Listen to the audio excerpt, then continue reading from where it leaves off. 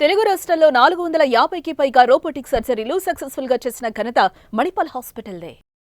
పోతే మీరు అప్పులు విపరీతంగా చేస్తా ఉన్నారు. మీరు కూడా మేము చేసాం, మీరు కూడా చేశారని చెప్తా ఉన్నారు. మేము చేసాం, మీరు చేశారంటున్నారు. మీరు చేసిందేమో మీరు తింటానికి, మేము చేసిందేమో మీరు తెచ్చిన అప్పులను ఆ అప్పు అసలు వడ్డీ కట్టడానికి అప్పు చేస్తున్నాం. ఉదాహరణకి మేము ఇప్పటికల్లా 54,118 కోట్లు అప్పు చేశాం FRBM లిమిట్ ప్రకారం.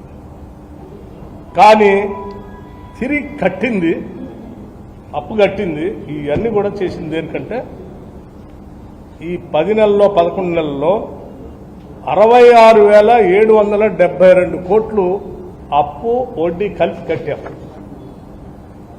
అంటే తీసుకున్న అప్పే సరిపోక ఇంకా రాష్ట్ర ప్రభుత్వం నుంచి ఆదాయాన్ని కూడా కలిపి మీరు తెచ్చిన అప్పు మీరు తినడానికి మేము కట్టింది 66,722 కోట్ల రూపాయలు.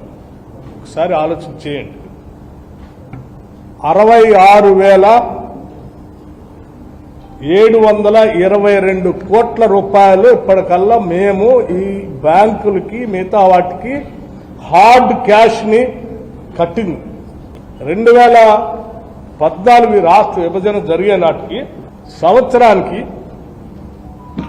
రాష్ట్ర ప్రభుత్వం బ్యాంకులు కట్టే అప్పు కానీ లేకపోతే వడ్డీ కానీ అసలు కానీ కలిపితే 6,400 కోట్ల రూపాయలు ఉండేది. సంవత్సరం మొత్తానికి 6,400 కోట్ల రూపాయలు మాత్రమే ఉండేది.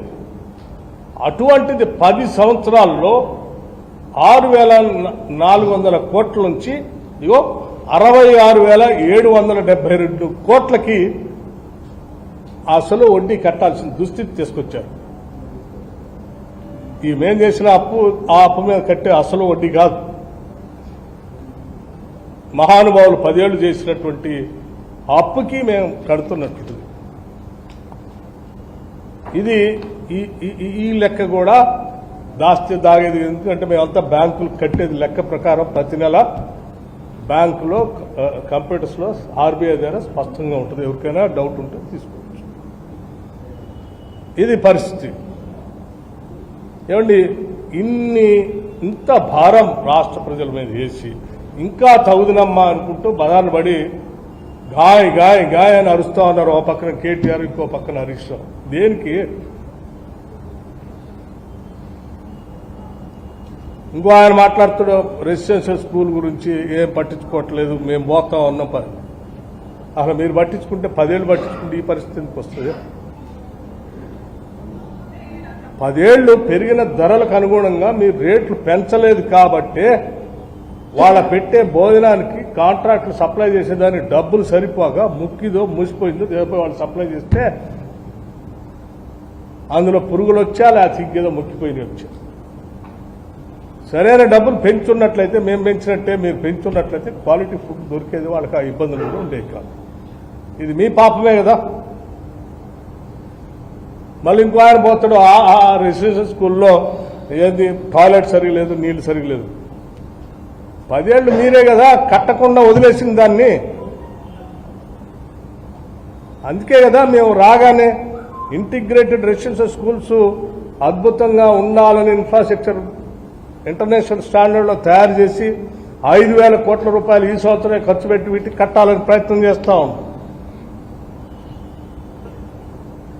ఇది కాదన్నట్టు ఇంకో ఆయన అంటాడు ఓట్లు కొనట్లేదు, లేకపోతే ఏది బోనస్ ఇవ్వట్లేదు. ఈ రాష్ట్ర వ్యాప్తంగా పండిన ప్రతి గింజని రాష్ట్ర ప్రభుత్వం కొంటా ఉంది. కేవలం వారం రోజుల్లో డబ్బులు కూడా వాళ్ళ అకౌంట్లో ఇస్తాం. సన్నాలు బోనస్ 500 ఇస్తా అన్నాం, 500 రూపాయలు బోనస్ కూడా వేసేస్తాం. వ్యవసాయానికి మేము ఇచ్చినటువంటి ప్రాధాన్యత చెప్పినట్టుగానే పండిన హైయెస్ట్ పంట ఈరోజు రాష్ట్రంలో పండింది. సుమన్ టీవీలో మీ పర్సనల్ అండ్ బిజినెస్ ప్రమోషన్స్ కోసం కింది నెంబర్కి కాంటాక్ట్ చేయండి.